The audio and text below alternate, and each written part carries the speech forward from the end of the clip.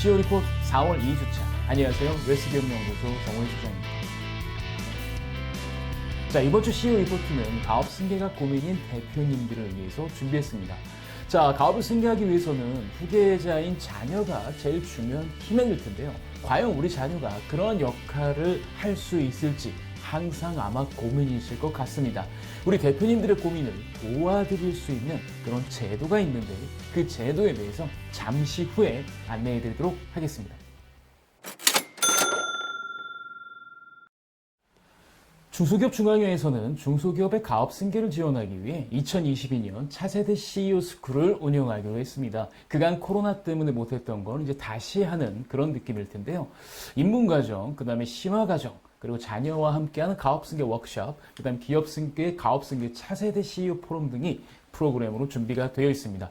입문과정 같은 경우는 총 4번에 걸쳐서 이제 하게 됩니다. 그래서 이 4회차 중에 원하시는 날짜를 선택하셔 하시면 되는데, 이 교육은 출퇴근으로 단 2일, 총 12시간이 진행이 됩니다. 그러니까 운영하는 달은요, 4월달, 8월달, 9월달, 11월달, 이렇게 4회차로 운영을 하니까 좀 스케줄에 맞춰서 이제 신청을 하시면 좋을 것 같습니다. 뭐, 입문과정은 가업승계 지원 제도 및 절차 등에 대한 지식이 필요한 거에 대한 것들을 하고요. 교육 장소는 상암동에 있는 중소기업 DMC 타워와 그 다음에 부산에서 진행이 됩니다. 자, 1차와 3차와 4차는 상암동에서 진행이 되고요. 그 다음에 부산에서는 2차에 진행이 되니까 이 날짜에 맞춰서 꼭 신청하시는 것도 중요하겠습니다. 그래서 제일 중요한 거는 부산 지역 대표님들의 자녀분들은 꼭 2회차에 신청하시는 게 좀 낫겠죠. 그리고 더욱더 중요한 건 이 입문과정 같은 경우는 무료라는 점 꼭 체크하셨으면 좋겠습니다. 자, 그리고 입문과정을 이제 수료하게 되면 심화과정을 이제 수강할 수가 있는데, 이 심화과정은 무려 10주간 진행이 됩니다. 자, 매주 금요일 4시간씩 출퇴근으로 진행이 되고요.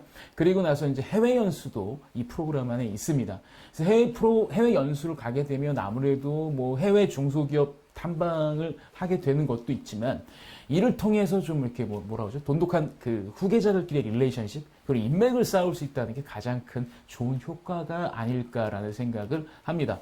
자, 올해는 이 심화 과정은 1회차만 운영이 됩니다. 그게 언제 시작이냐? 5월 13일부터 시작이 됩니다. 근데 이 심화 과정의 조건은 입문 과정을 들어야 되기 때문에 가장 베스트 방법은 4월 달에 신청을 해서 입문을 듣고 바로 5월 달에 심화로 넘어가는 게 가장 좋은 방법이지 않을까 싶습니다.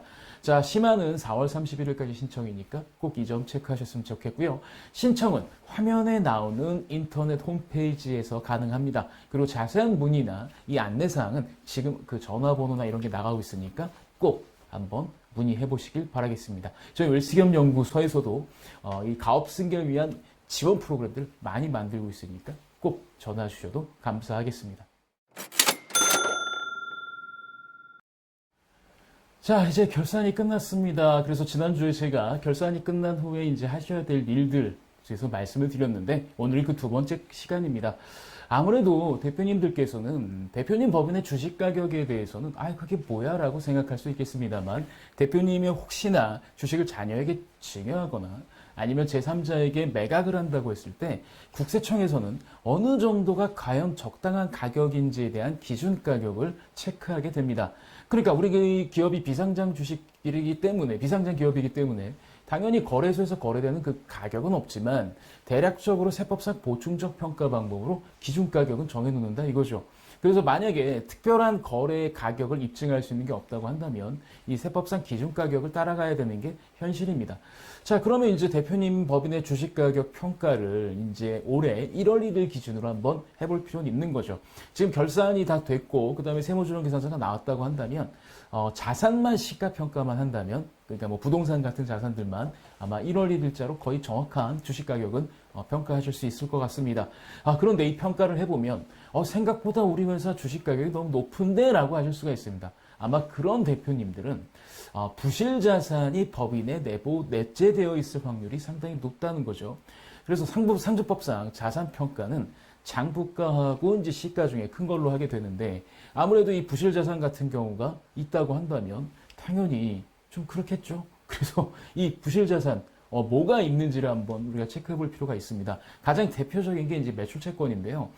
간혹 대표님들 같은 경우에는 그 매출 채권 중에 이제 회수 불가능한 채권들 대손 처리를 해야 되는데 별다른 입증의 방법이 없고 여타조차 이유로 이 처리를 미루고 있는 경우가 많이 있습니다. 물론 초창기라고 한다면 그 다음에 회사가 좀 매출이 간당간당하고 외부 차입금이 필요한 상황이라고 한다면 막 그렇게 적극적으로 이걸 해소해야 될 필요는 없지만 이제 주식 가격을 어느 정도 평가해서 컨트롤할 수 있는 여유가 생긴 기업이라고 한다면 이 매출 채권 같은 경우도 대손 처리를 진행하는 게 정말 중요하겠죠.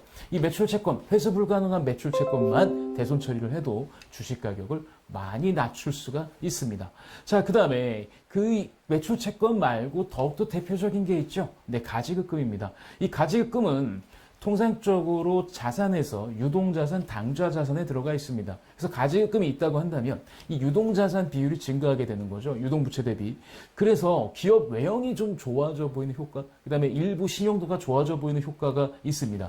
그런데 이 가지급금의 가장 큰 문제점은 대손 처리하기가 쉽지 않다는 거죠. 왜냐하면 대표이사의 대여금으로 보기 때문에 얘는 대손 처리가 쉽지 않습니다. 그리고 대손 처리보다는 아마 특수관계가 종료되는 시점, 대표이사와 이 회사와 특수관계가 종료되는 시점에 한꺼번에 상여로 처분하기 때문에 그 세금 부담도 만만치 않죠. 그래서 가지급금은 어느 정도는 글쎄요, 보유하고 있어도 뭐 그렇게 제가 보기엔 큰 문제가, 인정이자만 제로 낸다고 한다면 문제가 되지는 않겠지만 이 가지급금이 차지하는 비율이 커지면 커질수록, 즉 다시 말하면 대표님 기업의 그 어떤 자산들이 가라로 구성되어 있으면 구성되어 있을수록 나중에 큰 문제가 되지 않습니까? 그 문제가 대표님이 부담해야 될 세금이 좀 많아지고, 게다가 이로 인해서 주식 가격이 확 뜨는 효과가 있기 때문에 가지급금이나 매출채권, 특히 회수 불가능한 매출채권 같은 경우는 주식을 증여하거나 아니면 주식을 뭔가 이전을 하거나 그런 시점에는 정리를 해야 되지 않을까 싶습니다. 그래서 만약 이런 때가 된 대표님들, 예를 들어서 자녀에게 기업을 승계할 계획을 갖고 있거나 아니면 뭐 우리 회사의 주식을 한번 옮겨야 되는 이런 지배구조 변화를 하려고 하는 대표님들이 있다면 꼭 회사의 부실자산을 체크하셔서 적정 주식 가격을 찾아갈 수 있는 노력을 하셔야 될 것 같습니다. 자, 이번 주 저희가 준비한 소식은 여기까지입니다. 좋아요, 구독, 알림 버튼은 저희가 컨텐츠를 만드는데 많은 도움이 됩니다.